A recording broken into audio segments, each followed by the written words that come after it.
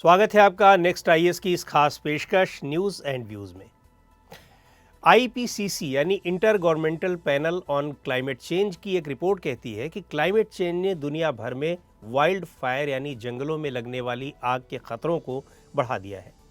America के हवाई में इन दिनों जंगलों में आग लगी हुई है और इसके पीछे भी क्लाइमेट चेंज को वजह माना जा रहा है। न्यूज़ एंड व्यूज़ में आज वाइल्ड फायर्स पर ही चर्चा होगी। वाइल्ड फायर्स यानी जंगलों में लगने वाली आग बहुत तेज़ी से फैलती है और इस पर कोई कंट्रोल नहीं रहता है।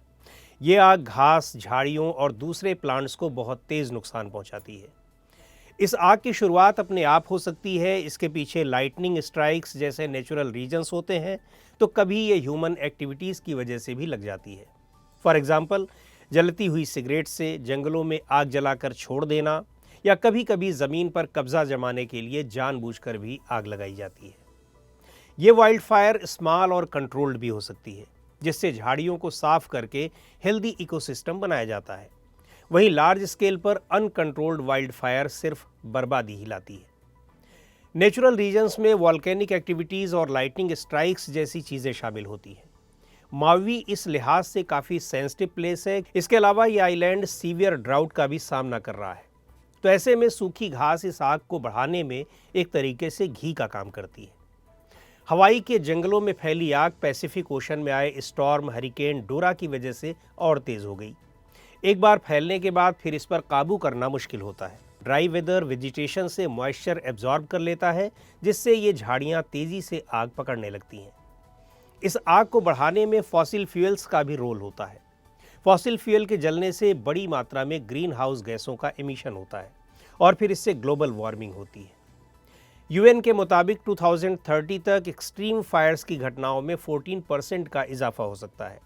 2050 तक 30% और इस सेंचुरी के आखिर तक इसमें 50% तक का इजाफा हो जाएगा।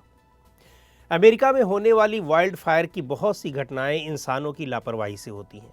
लोग कैंप फायर करते हैं, कूड़ा करकट जलाते हैं, सिगरेट जलाते हैं और फिर इन चीज़ों को यूं ही छोड़ देते हैं। कई बार ज़मीन पर कब्जा जमाने के लिए भी जंगलों में आग लगा दी जाती है। फिर इस लैंड का इस्तेमाल खेती के लिए किया जाता है। इसके अलावा वाइल्ड एनिमल्स को पकड़ने या उनका शिकार यानी पोचिंग के लिए भी लोग जंगलों में आग लगा देते हैं। कुछ बातें हवाई के बारे में।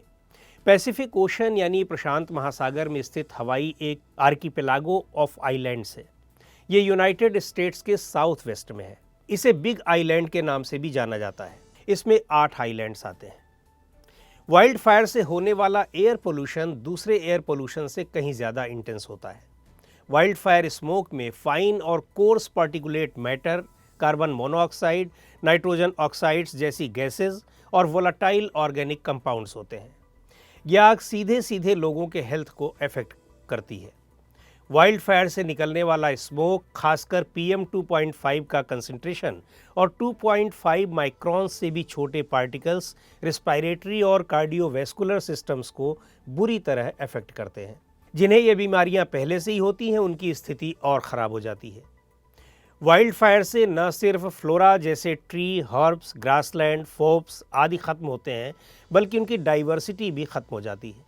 इसके साथ ही एंडेंजर्ड स्पीशीज़ सहित फौना पर भी बहुत निगेटिव इम्पैक्ट पड़ता है। इसमें एनिमल्स के एग्स नष्ट हो जाते हैं, यंग एनिमल्स की डेथ हो जाती है और बड़े एनिमल्स अपने हैबिटाट से दूर चले जाते हैं, यानी उनका आसरा उजड़ जाता है। ये आग सॉइल के ऑर्गेनिक मैटर को भी डिस्ट्रॉय कर देती है, जिससे मिट्टी की सबसे ऊपरी परत का इरोजन होने लगता है। इस वजह से न सिर्फ खेती बल्कि जंगलों को फिर से तैयार करने में भी मुश्किल होती है। इकोनॉमिकली देखें तो wild fire transportation, communication, power, gas और वाटर सप्लाई को भी अफेक्ट करती है। इसके प्रिवेंशन के लिए क्या किया जा सकता है, ये बड़ा महत्वपूर्ण सवाल है।